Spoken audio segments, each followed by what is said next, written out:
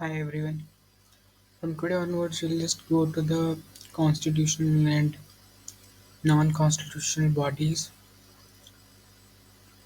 So, constitutional and non-constitutional we have studied. You can go to the window or the video. My button is also given, so you can directly go and you can see what are constitutional and non-constitutional bodies. So basically, constitutional bodies are the body which draw their power from the constitution. कि जो article से नहीं आती वो आप अपनी जो powers है वो कॉन्स्टिट्यूशन से लेती है वो कॉन्स्टिट्यूशन ने बनाई है वो for example election commission so will start the constitution things so let us just go two things are mandatory or imperative if any competition is to be conducted in an unbiased manner. So two things are very important अगर आप competition करवाना है unbiased manner में ठीक है बिल्कुल निष्पक्ष भाव से अपना आपने कंपटीशन करवाना है things are required to which are rules that are fair and acceptable to all यानी कि रूल्स ऐसे होने चाहिए जो फेयर होने चाहिए और दोनों के दोनों पार्टीज जो भी कंपटीशन होगा जितने भी पार्टीज कंपटीशन में कॉम्पिटिटर्स होंगे उनको सबको एक्सेप्टेबल होने चाहिए वो rules elections in this regard okay secondly the existence of impartial जज रूल्स आपके होने चाहिए बिल्कुल फेयर ठीक है सेकंड वन इज है जो इलेक्शन के जजेस होंगे दैट शुड बी इम्पार्शियल ऐसा नहीं है कि पार्शियलिटी कर दें वो ठीक है फॉर एग्जांपल अगर वो कुश्ती खेलने जा रहे हो फॉर एग्जांपल कबड्डी खेलने जा रहे हो ये उनको play the kabaddi badminton whichever sport the rules are defined ना rules are set of rules are defined and both and they are fair and all the members जो भी खेलने जाएंगे that they will accept the rules second थे demand की जो जजेस they are partial. They should be partial. Sorry, they should be impartial. There is no biasing in that. So, election in this regard are also competition between various candidates and parties contesting the elections. So, in a parliamentary form of democracy, it is very important that the competition is fair and unbiased to reflect the real aspiration of the electorate. So, this is very basic, so I'll not go into this. The parliamentary system and free and fair elections are a part of basic structure doctrine.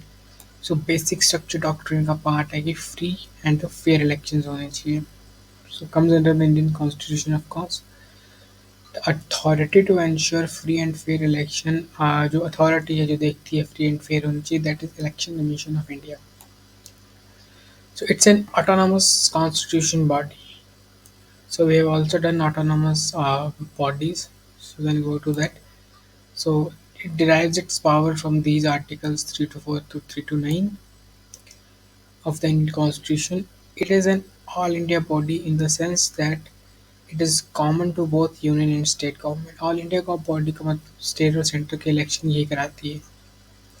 It is responsible for conducting elections for the office of the president के भी यही, vice president के भी यही, elections of लोक सभा, Rajya Sabha and state legislature के भी यही करवाती है.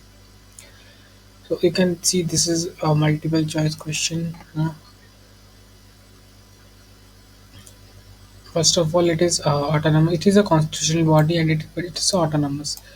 So क्वेश्चन में कि कौन कौन से हैं इनमें से जिनके इलेक्शन कमीशन ऑफ इंडिया करवाता है ठीक है so it can be easier क्योंकि हायर लेवल पे सारे के सारे इलेक्शंस आपको आप हमारे इलेक्शंस होते कितने देखो बेसिकली आप देखो तो सेंटर के इलेक्शंस होंगे स्टेट के इलेक्शन होंगे पार्लियामेंट के इलेक्शन में आपको राज्यसभा लोकसभा के इलेक्शन मिल जाएंगे और स्टेट लेजिस्लेचर के मिल जाएंगे तो ये सब कुछ वहीं से आते हैं प्रेसिडेंट के मिल जाएंगे वीपी के मिल जाएंगे okay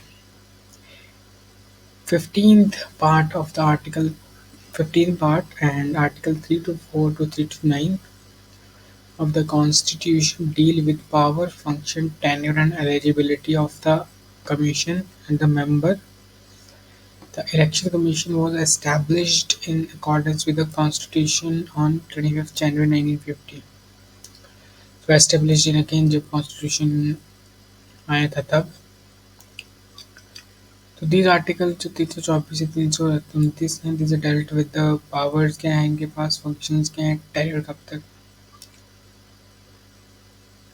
okay moving on 3 to 4 so we'll just go into that, यहीं से पढ़ लेंगे हम डिटेल में। एवोल्यूशन ऑफ इलेक्शन कमीशन अगर हम देखेंगे, तो पोस्ट इंडिपेंडेंस अगर हम जाएँ, तो कोई हमारे पास इलेक्शन कंडक्ट करने के लिए कोई बॉडी नहीं थी, क्योंकि गवर्नमेंट जो ब्रिटिश गवर्नमेंट है उन्होंने कुछ नहीं बनाया था इलेक्शन कंडक्ट करने के लिए।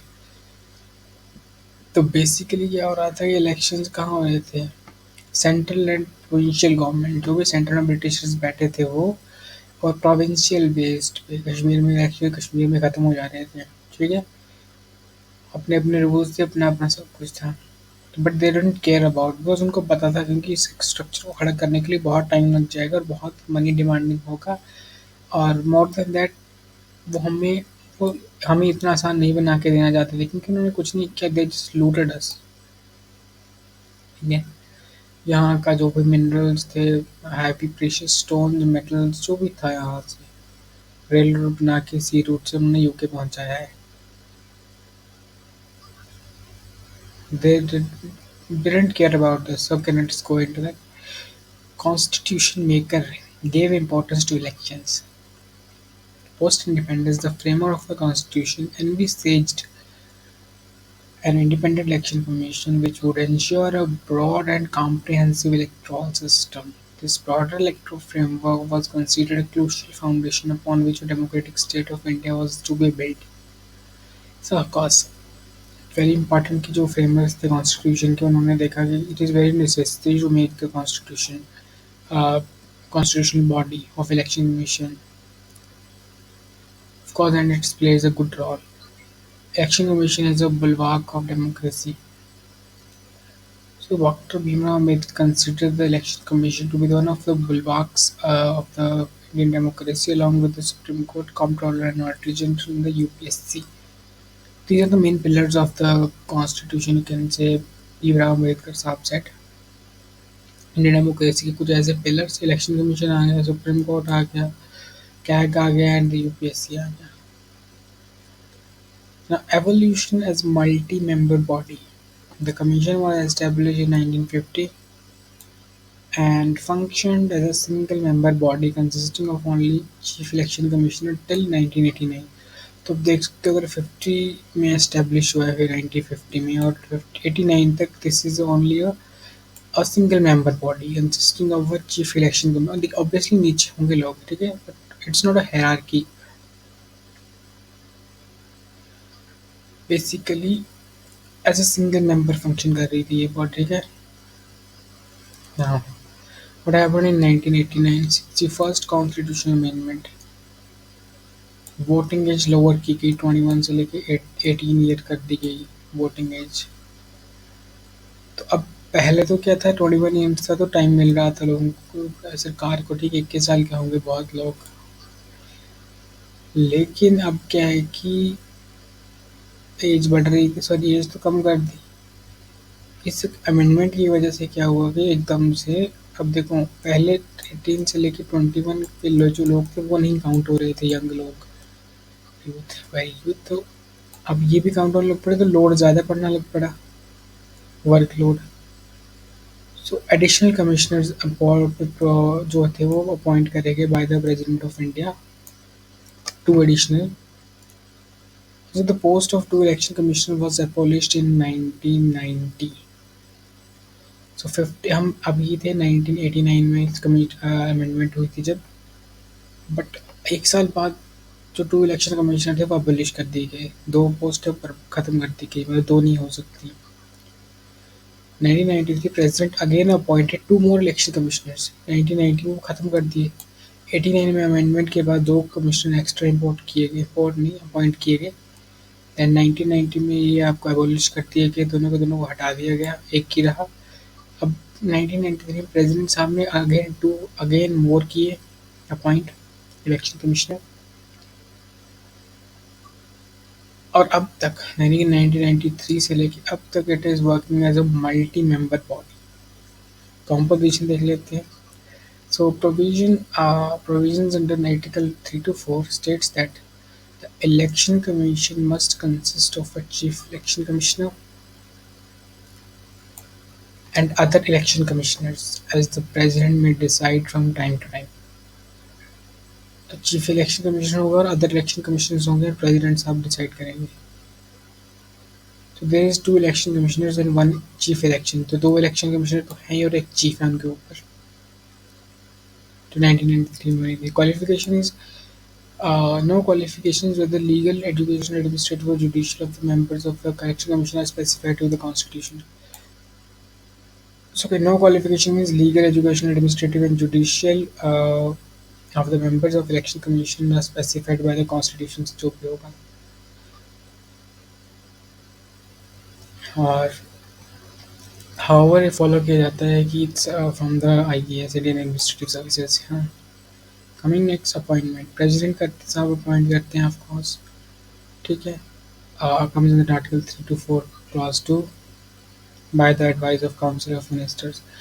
After consultation with the Election Commission, the President can also appoint regional commissioners under Article 3 to 4 Clause 4 as he may consider necessary to assist the work of the commissioner. Regional commissioner means आपने region wise divide कर दिया ताकि आप main commissioners को help कर सको जब workload बहुत होता है तब। 3 to 4 Clause 2 The Parliament is responsible for making a law to regulate the procedure of appointment of Chief Election Commissioner and Election Commissioners, but no law has been yet enacted by the Parliament for this purpose. तो procedure of appointment के लिए आपको parliament is responsible, ये act बना दो भाई, procedure कैसे कैसे होगा। ठीक है, बट अभी तो कोई ऐसा लॉ या लॉ या एक्ट बना नहीं है। टेन्योर की बात करें, 6 ईयर का टेन्योर होगा, 65 की एज अटेन करने तक। मेंबर्स को अगर रिजाइन करना हो, रिमूव करना हो तो चीफ इलेक्शन कमिश्नर की मदद से।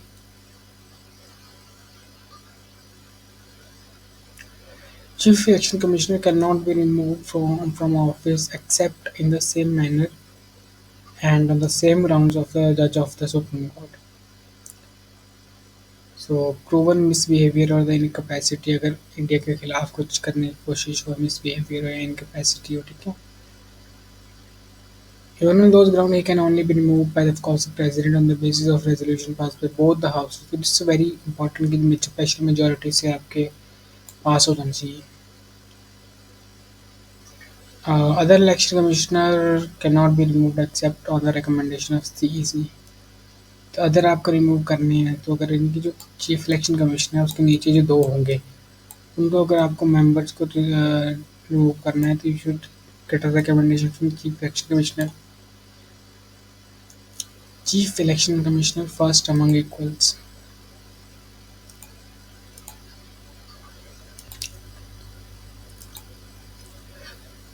In this multi-member body, the Chief Election Commissioner acts as the chairman of the commission, of course.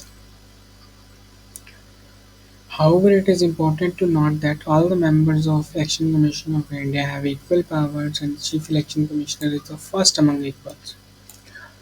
तीनों के पास सेम पावर होंगे, सिमिलर पावर्स होंगे जो मेंबर्स होंगे, बट चीफ इलेक्शन कमिश्नर जो होगा उनको फर्स्ट कंसिडर किया ही जाएगा। Thus, in case of disagreement, जो मैटर होगा वो डिसाइड किया जाएगा मेजोरिटी बेस पे। एंड जो सैलरीज होंगी वो इक्वल होंगी। Now coming to the powers, administrative power 3 categories में डिवाइड किया गया है पावर्स को। First is administrative power, supervision of the election machinery throughout the country to ensure free and fair elections. Supervise करना जो भी machinery है, पहुंची है नहीं पहुंची है, कब पहुंचनी है, कितने टाइम में पहुंचेगी, ये वो, सो कि फ्री एंड फेयर इलेक्शन हो सके। Demarcation of the territorial extent of the constitution throughout the country on the basis of Television Commission Act. So this is demarcate करना through the territory of India, ठीक है, जो भी Television Commission Act है। So we have also studied that preparation and periodic revision of electoral rolls and register of all the votes। और revise करते रहना कि ठीक है कोई नया वोटर लिस्ट में ऐड हुआ है, ठीक है, रजिस्ट्रेशन करवाते रहना जो भी 18 ईयर्स का होगा। नोटिफिकेशन एंड डेट्स बताना कब होंगे इलेक्शंस, नॉमिनेटेड पर कैंडिडेट बनाना, स्क्रूटनाइज करना, उसको सिंबल्स देना, रिकॉग्नाइज करना पार्टीज को,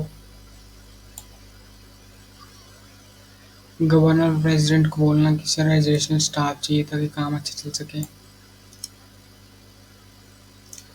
monitor the campaign expenditure of all candidates. तो एक्सपेंडिचर एंड वो सबको मॉनिटर करना कि कहीं बाहर से फंड्स वगैरह तो नहीं आ रहे, that is not unwanted funds, ना कि फेयर इलेक्शंस को जो चैलेंज कर दे।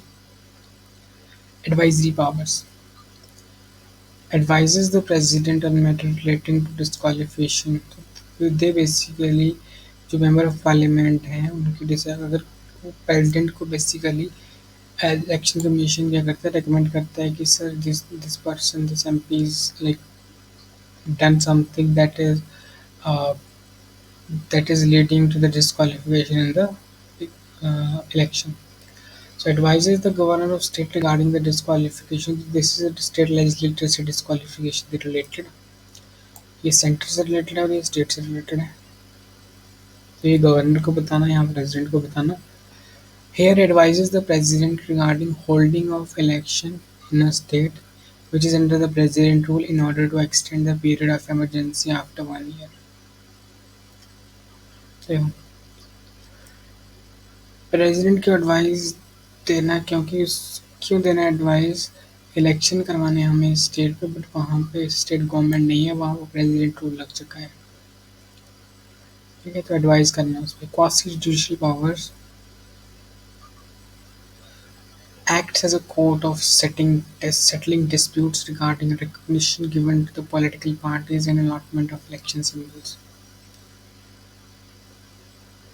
तो डिस्प्यूट सेटल आउट करना, ठीक है, आ, कि रिकॉग्नाइज हो रहा है। फॉर एग्जांपल आम आदमी पार्टी रिकॉग्नाइज नहीं थी, रिकॉग्नाइज कीजिए, हमको उससे रिलेटेड डिस्प्यूट आपको सॉल्व करना, उन डिस्प्यूट्स को, इलेक्शन के सिंबल्स को डिस्प्यूट करना, डिस्ट्रीब्यूट करना, अलॉट करना।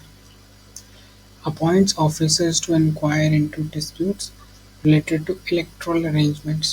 ऑफिसर्स को अपॉइंट करना, ठीक है, यू शुड इंक्वायर कि इलेक्टोरल अरेंजमेंट कैसी हैं उस डिस्ट्रिक्ट में, उसके डिप्टी कमिश्नर को एग्जाम की जिम्मेदारी देना कि आपके डिस्ट्रिक्ट में फेयर इलेक्शंस हो, आपको चेक करना है सभी जगह अच्छे से पहुंच जाए, मशीन्स कोई गड़बड़ ना हो, etcetera etcetera. Defines model code of conduct for all political parties and candidates and ensure adherence to it। तो बेसिकली एक कोड ऑफ कंडक्ट बना देना सब पार्टीज के लिए कि they should be follow during the, मतलब ड्यूरिंग द और before after the election. Cancel the polls अगर वायलेंस होता है, रिगिंग होती है, बूथ कैप्चर होता है तो। How the commission functions. At the center level, the commission is assisted by deputy election commissioners who are drawn from the civil services and appointed by the commission with a tenure system. They are assisted in turn by the secretaries, joint secretaries, deputy secretaries, and under secretary posted on the secretariat of commission। तो basically commission काम कैसे करता है, central level पे आपके deputy election commissioners होते हैं। तो कब बेसिकली जो कमीशन है उसको आपके नीचे उसके डेप्यूटी इलेक्शन कमिश्नर्स होते हैं, ठीक है। तो सिविल सर्विसेज के बंदे होंगे, IAS IPS हो सकते हैं, मोस्टली IAS होते हैं। वो कमीशन में अपॉइंट किए जाते हैं डिप्टी इलेक्शन कमिश्नर्स, ठीक है। टेन्योर इनका कुछ टेन्योर होगा अपॉइंट करने का। तो एंड ये जो आपके डेप्यूटी इलेक्शन जो कमिश्नर्स हैं, they are like assisted by the secretary हो सकते हैं, जॉइंट सेक्रेटरी हो सकते हैं, ठीक है, डेप्यूटी सेक्रेटरी हो सकते हैं एंड इंटर सेक्रेटरी हो सकते हैं। These are all IAS officers. Functions at state level. At the state level, the commission is assisted by the chief electoral officer who is appointed by the chief election commissioner in consultation with the state government। So you can say state government mention है, यहाँ पे governor नहीं mention है। State level पे आपको संभालता है chief electoral officer, CEO, ठीक है। तो it's a huge difference between chief election commissioner and chief electoral office, CEO। So it is basically a person in the state, the appointed by the recommendation of the state government by the chief election commissioner। Functioning at district level. At the district level, collector acts as a district officer, DRO, तो he also appoints a returning officer of every constituency in the district and a presiding officer for every polling booth. So basically preside करना या फिर returning officer का काम होता है district collector या district magistrate का. Moving next, independence of the commission. Security of tenure तो है ही, हम देख चुके हैं इसका. एज सिक्योरिटी ऑफ टेनर, चाहे वो प्रेसिडेंट सामने ये फोन किए हों, तो he does not hold the office at the pleasure of president. की ठीक है जी, प्रेसिडेंट साहब ने अपॉइंट करे तो कल हटा भी सकते हैं. नहीं, इम्पीचमेंट से रिमूव किया जा सकता है, वो भी क्या कहते हैं स्पेशल मेजोरिटी और नीचे दोनों हाउस में पास वो बिल होना चाहिए. Conditions of service cannot be changed to its disadvantage. The conditions of service of the CEC, Chief Election Commissioner, cannot be changed to his disadvantage post their appointment. So the services the conditions only that can't be changed. Security of the office of other commissioners. So any other election commissioner or a regional commissioner cannot be removed from office except a recommendation by the Chief Election Commissioner. Moving next, it's easy to see we have some of the challenges function with the functioning of the election commission. So structural challenges. Qualification of the members of election commission of India is not specifically mentioned in the constitution. ये क्या qualification होनी चाहिए? कोई separate committee नहीं है कि members को select करने के लिए. Politicization का threat रहता है कि ठीक है किसी IAS ऑफिसर ने किसी एमपी की हेल्प करी होगी, अब वो एमपी आज 5-10 साल बाद एक मंत्री है सेंट्रल गवर्नमेंट में, तो इसको इलेक्शन कमीशनर बनाने के लिए फेवर कर देगा वो. ठीक है, तूने मेरी 10 साल पहले बात करी थी. So that is politicization. Okay, moreover there is no provision in the constitution which debars the retiring election commissioner from further appointment by the government. तो ऐसा प्रोविजन भी नहीं है कि पहले का इलेक्शन कमिश्नर जो है उसको अपॉइंटमेंट नहीं मिलेगी, फर्दर मिल सकती है. This may impact the functioning and independence of the commission. The two election commissioners didn't have the same level of security of tenure as that of CEC. जो commissioners आपके नीचे हैं, इलेक्शन कमिश्नर्स चीफ के नीचे, उनके tenor की कोई security same level की नहीं है. ठीक है. सो बजट जो आता है इलेक्शन कमीशन ऑफ इंडिया का वो CFI यानी कंसोलिडेटेड फंड से नहीं आता, ऑटोनोमस विच इज़ मतलब बेसिकली वहाँ चार्ज नहीं होता CFI. सो CFI में वो आपका ऑटोनोमस फंक्शनिंग से रिलेटेड करता है और उसको ही इफेक्ट करेगा एंड में जाके.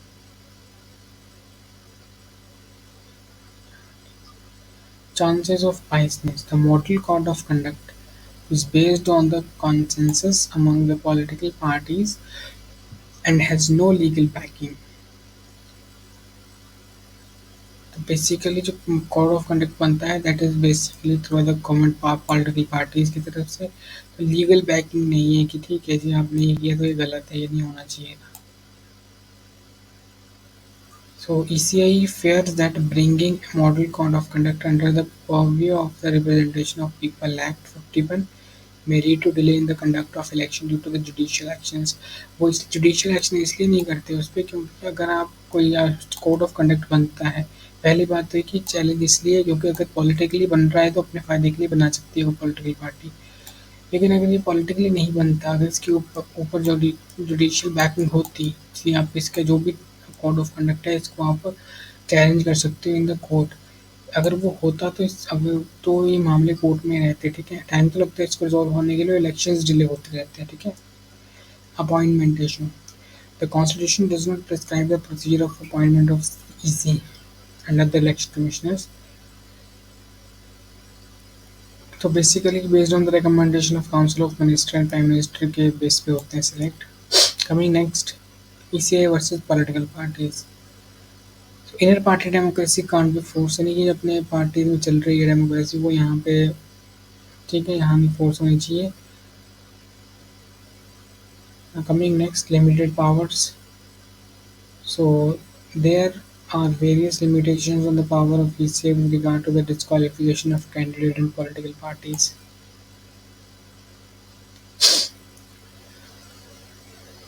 मतलब डिस्क्वालीफाई करने के लिए you have like minimum powers limited powers.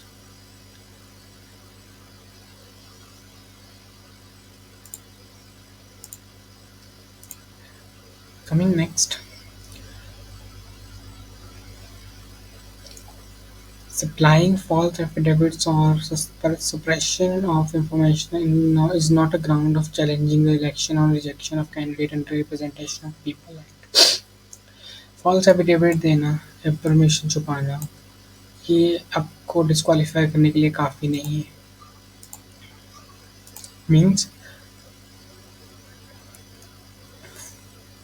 Basically अब इलेक्शन कमीशन उसको चैलेंज नहीं कर सकता और नहीं रिजेक्ट कर सकता है. और use of religion is a corrupt practice. ठीक है.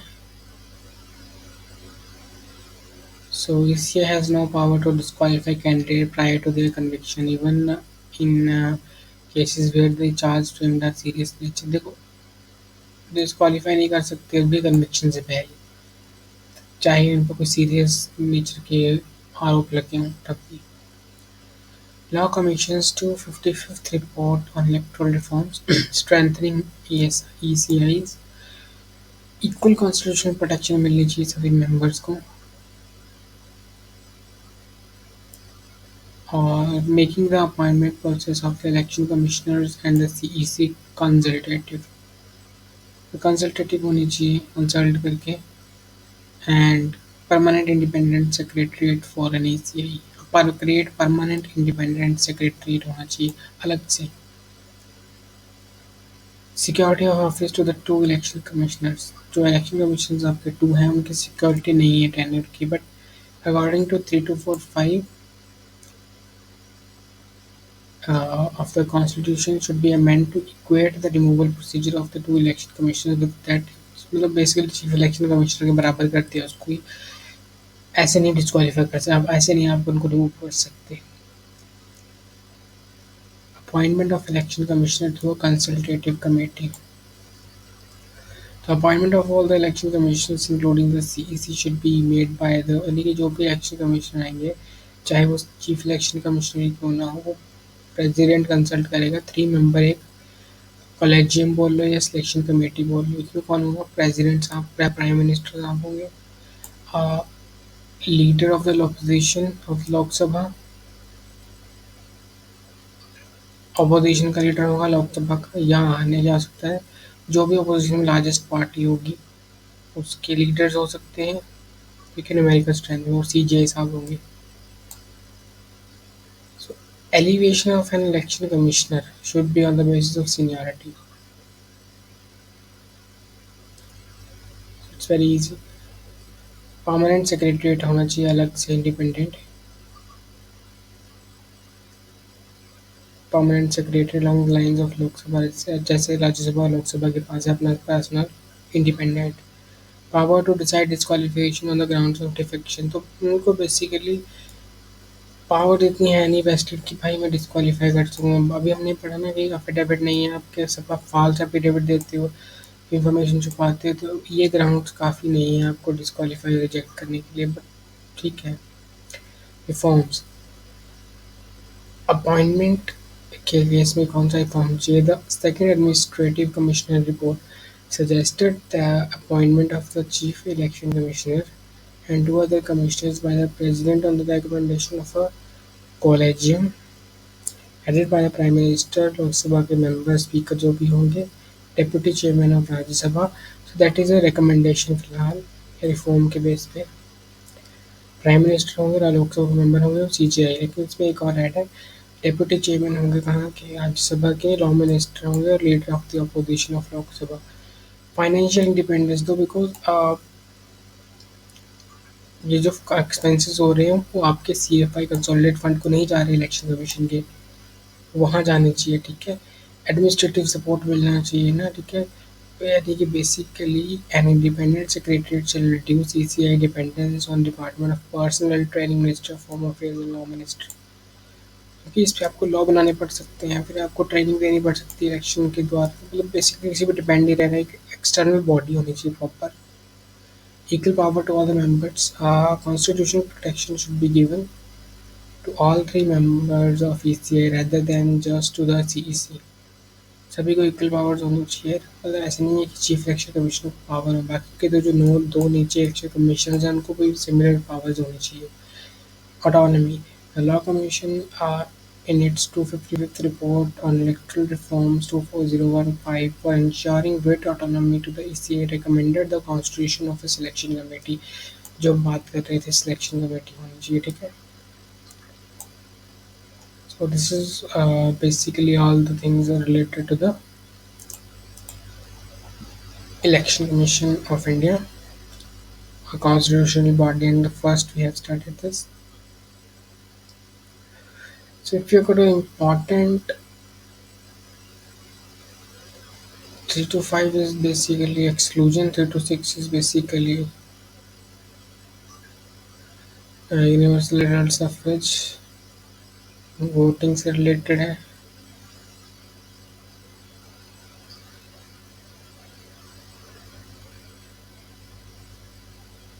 तो ये प्रोविजंस बनाना with respect to the legislature elections.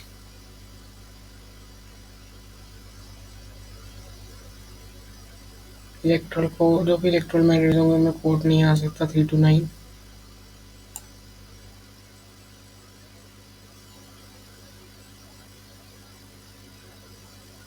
Special provisions as to elections to the parliament in case of prime minister and speaker।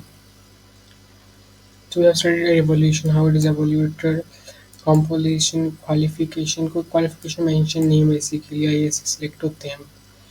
Appointment, evolution of multi member body कैसे बनी, क्योंकि first से 50 में बनी थी, 50 से सिंगल मेंबर बॉडी थी, but 61st constitution amendment के बाद जब एज डाउन की गई आपकी वोटिंग की 18 ईयर्स कर दी गई 21 से, देन दो एडिशनल कमिश्नर्स अपॉइंट किए, उनको 100 साल बाद हटा दिया 1990 में। लेकिन 93 से जब से एक चीफ इलेक्शन और उसके नीचे दो इलेक्शन कमिश्नर जब से हैं वो अभी तक चला आ रहा है, ठीक है। अपॉइंटमेंट्स देख लिए हमने, प्रेसिडेंट साहब करते हैं with the council of minister की एडवाइस से एंड पीएम ऑफ कोर्स, क्योंकि काउंसिल ऑफ मिनिस्टर का हेड पीएम है। टेन्योर रिमूवल भी देख लिया हमने, और उनके हमने पावर्स भी देखी, जो एडमिनिस्ट्रेटिव पावर्स है, quasi judicial and advisory. Commission का फंक्शन देखा हमने, देन वी हैव इंडिपेंडेंस देखी हमने कमीशन की, then we have seen the challenges regarding to that. Now we have seen also the 255th report of law commission की report, then reforms that are needed. So in the next lecture we'll see the State Election Commission itself. Thank you for now.